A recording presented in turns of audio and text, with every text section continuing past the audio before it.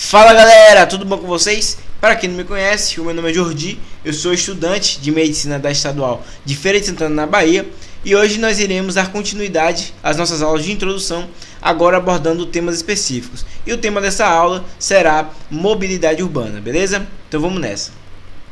Bom, não é nenhuma surpresa o fato da mobilidade urbana ser considerada um dos desafios mais atuais do Brasil. A falta dela tem causado inúmeros problemas nas grandes cidades, e nós podemos colocar aí tanto a ausência de planejamento quanto a prioridade que os nossos governantes dão aos automóveis, como alguns dos fatores que contribuem para esse caos que atrapalha a vida da população, e a população, por sua vez, tem pressionado o governo exigindo novas opções eficientes de transporte. Mas então, o que seria a mobilidade urbana? A mobilidade urbana é a condição desenvolvida com o objetivo de promover a locomoção das pessoas entre as diferentes regiões de uma cidade.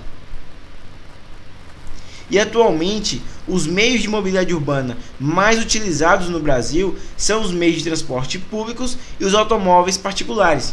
Só que é o seguinte, os carros eles são considerados um enorme problema para o desenvolvimento positivo da mobilidade urbana, principalmente aí nas cidades metrópoles e também nos grandes centros urbanos.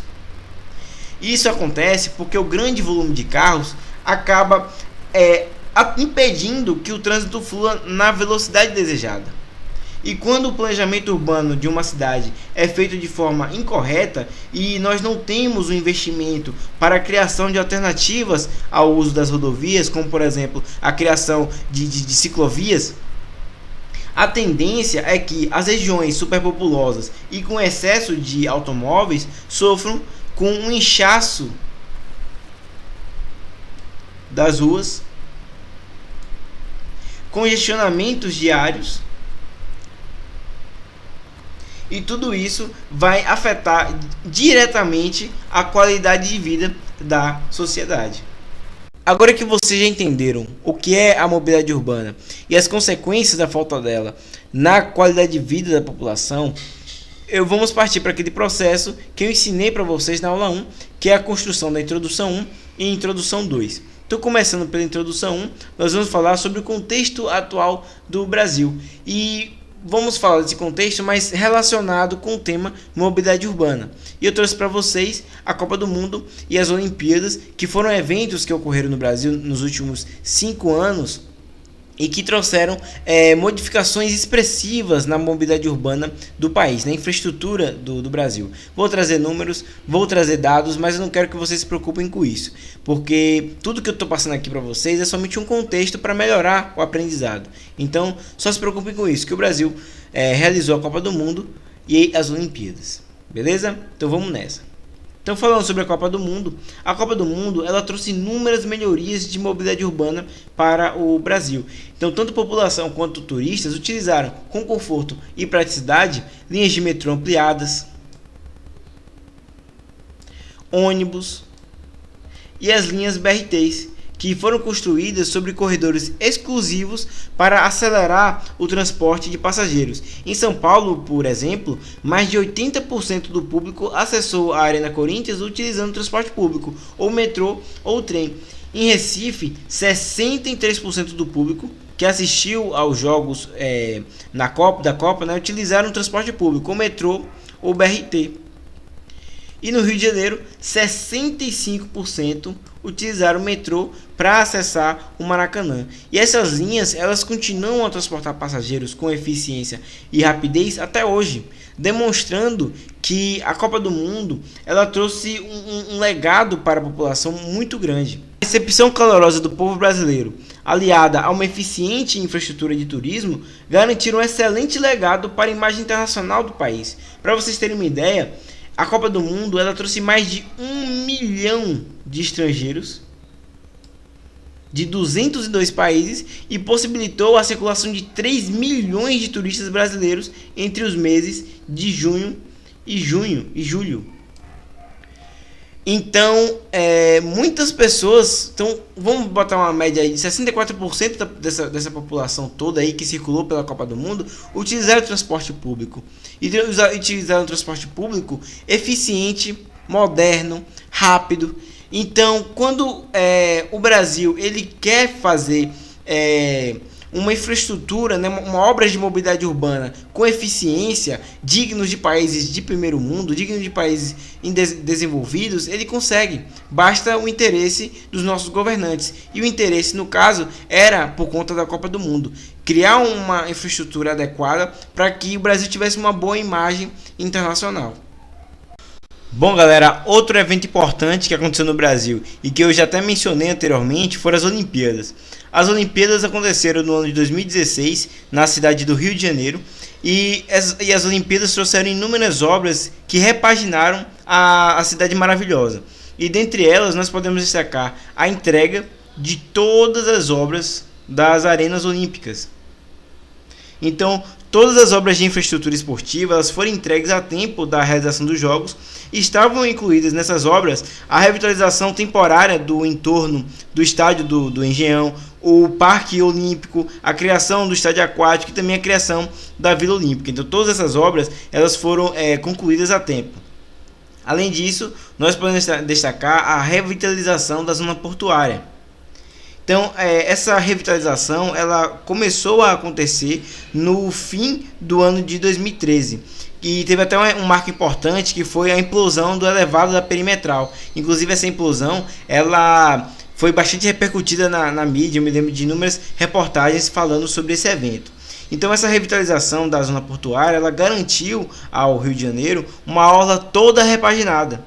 E nessa orla foi instalada o Boulevard Olímpico. E o Boulevard Olímpico é um local onde nós temos muitas obras de arte a céu aberto, muitos museus, muitas praças e também um sistema de transporte que liga essa região com os centros financeiros do Rio de Janeiro. Então é um local muito bonito, um local muito bonito que conseguiu atrair cerca de 80 mil pessoas por dia. Então, para uma cidade turística que tem sua atividade econômica voltada para o turismo, como é o caso do Rio de Janeiro, obras como essa, né, são bastante importantes. Então, o planejamento urbano alinhado a um plano diretor eficiente trazem muitos benefícios para todas as cidades e para essas cidades ainda mais, não é verdade?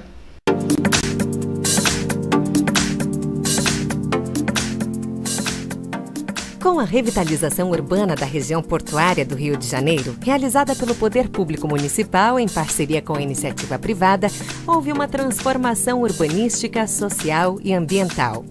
O veículo leve sobre trilhos, VLT, permite a interligação da região portuária ao centro financeiro da cidade e ao aeroporto Santos Dumont. Em um dos trechos, é possível apreciar o mural do artista grafiteiro Cobra. No entorno da nova Praça Mauá, há o Museu de Arte do Rio e o Museu do Amanhã. Além do edifício, à noite, primeiro arranha-céu da cidade, construído em 1930.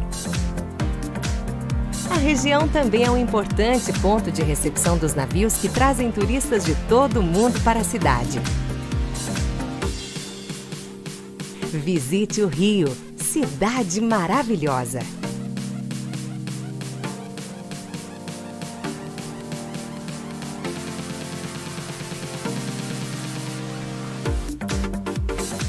Bom, galera, agora que vocês já estão craques na introdução 1 de mobilidade urbana, vamos partir para a introdução 2.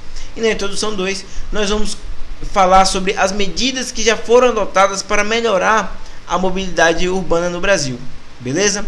Então, começando pelo plano de mobilidade. Bom, galera, o plano de mobilidade ele foi instituído em 2012 por meio da lei que criou a Política Nacional de Mobilidade Urbana. E essa lei ela chegou a tramitar por cerca de 17 anos lá no Congresso e ela estipulava o prazo de 3 anos para que os mais de 1,7 mil municípios com população superior a 20 mil habitantes entregassem seus planos de mobilidade. Então o que essa lei queria? Ela queria obrigar os gestores municipais a entregarem um plano de mobilidade eficiente, um plano de mobilidade que melhorasse a qualidade de vida da população. E qual a importância de um planejamento, de um plano de mobilidade urbano eficiente. Qual a importância disso? O plano de mobilidade urbana faz parte do planejamento urbano. E o planejamento, ele afeta a forma como nos deslocamos.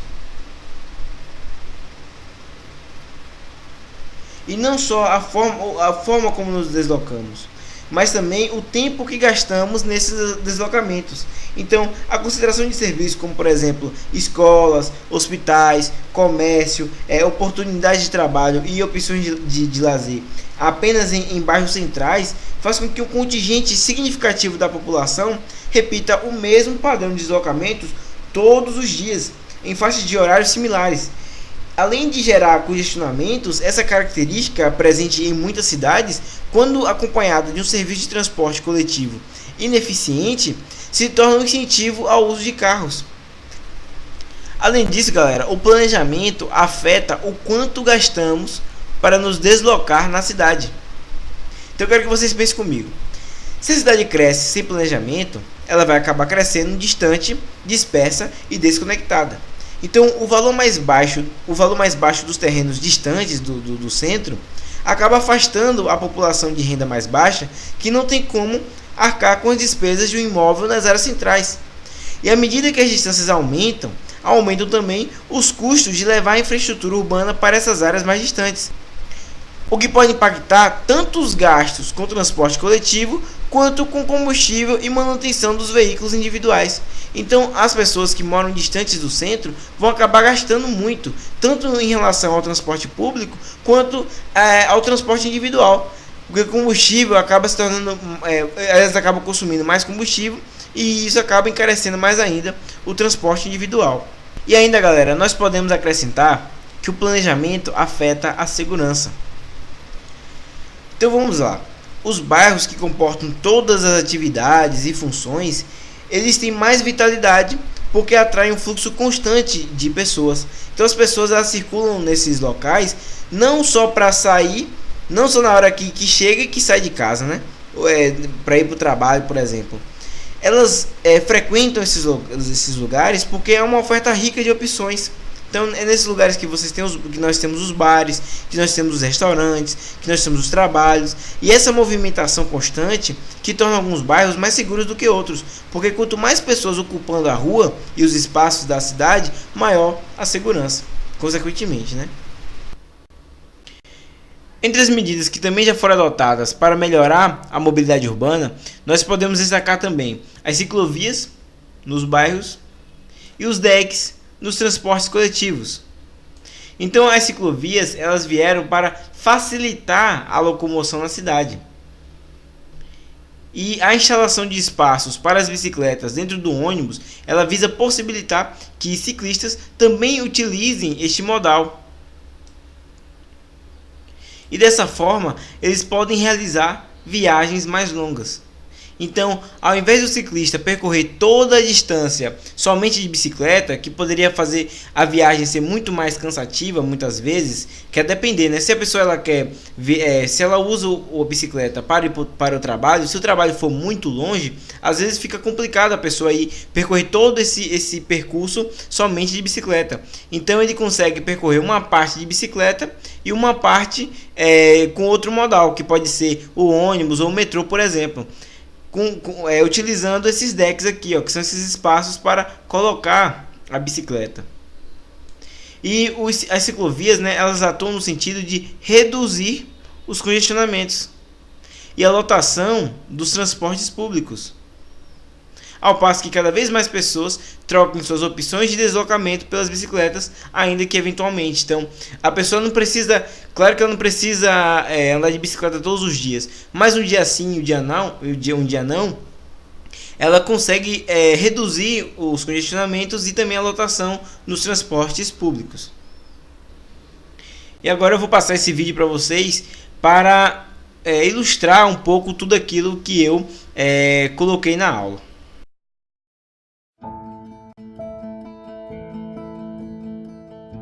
São Paulo é uma cidade em permanente movimento. Porém, enfrenta grandes problemas relacionados ao deslocamento com os longos engarrafamentos diários. Para equilibrar e qualificar esses fluxos, o plano diretor irá promover diversas melhorias na mobilidade urbana. ampliando e qualificando o conjunto de sistemas de transporte público, além de estimular a circulação de pedestres e o uso da bicicleta como meio de deslocamento. Com isso, o plano pretende aproximar emprego e moradia, garantindo desta forma uma cidade acessível para todos. A prioridade será o transporte público coletivo e os modos não motorizados de deslocamento, como pedestres e ciclistas. Para o transporte público, estão previstas ações prioritárias, como a ampliação dos corredores e faixas exclusivas de ônibus, terminais e estações de transferência, modernização da operação com novas tecnologias e a garantia de acessibilidade a pessoas com deficiência e mobilidade reduzida. Para os pedestres, o plano prevê a ampliação e melhoria das calçadas, calçadões, faixas de pedestres, lombofaixas, passarelas e espaços de convivência, especialmente nos eixos próximos a transportes públicos coletivos. Serão construídas mais ciclovias, ciclofaixas, bicicletários e mecanismos de compartilhamento de bicicletas, assim como o aperfeiçoamento da estrutura existente. Para viabilizar essas ações, será destinado obrigatoriamente no mínimo 30% dos recursos do Fundurb para a implementação destas obras de mobilidade urbana.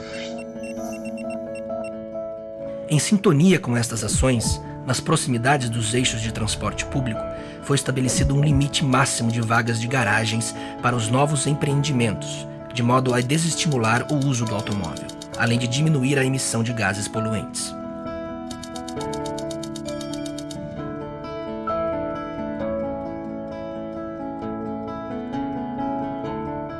Além disso, o plano incorpora aos atuais sistemas de transporte os sistemas hidroviário, de logística e carga e o sistema de compartilhamento de automóveis que visa racionalizar o uso do transporte individual.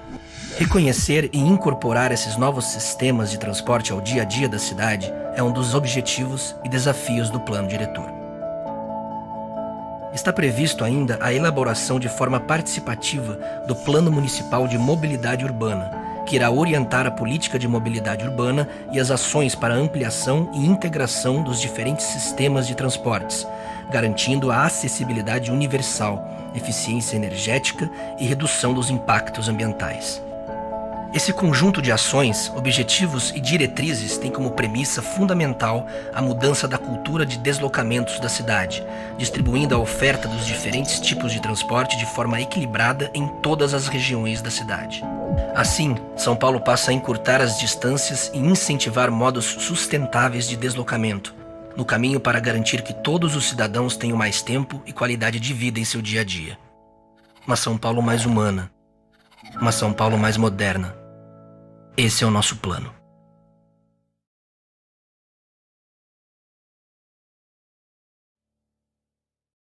Bom, pessoal, nossa aula já está quase acabando. Agora, para finalizar, nós vamos ler essa introdução que eu fiz para vocês verem como tudo isso fica na prática, beleza? Então vamos nessa.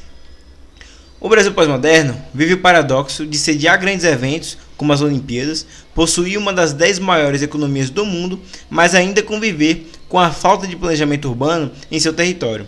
Nesse contexto, a instituição da Política Nacional de Mobilidade Urbana em 2012 e a construção de faixas de ciclovias nos grandes centros aumentou o leque de modalidades de transporte e reduziu o congestionamento em muitas cidades brasileiras. Porém, muito ainda precisa ser feito para garantir uma melhor qualidade de deslocamento no meio urbano. Gostaram? Então, muito obrigado, galera. Espero que vocês tenham gostado do vídeo. Deixem aí embaixo seus comentários, suas sugestões, suas críticas. E me sigam no meu Instagram. Aqui o link é de redação. E para o nosso projeto crescer cada vez mais. Então, muito obrigado. Não esqueça de deixar o seu joinha e valeu!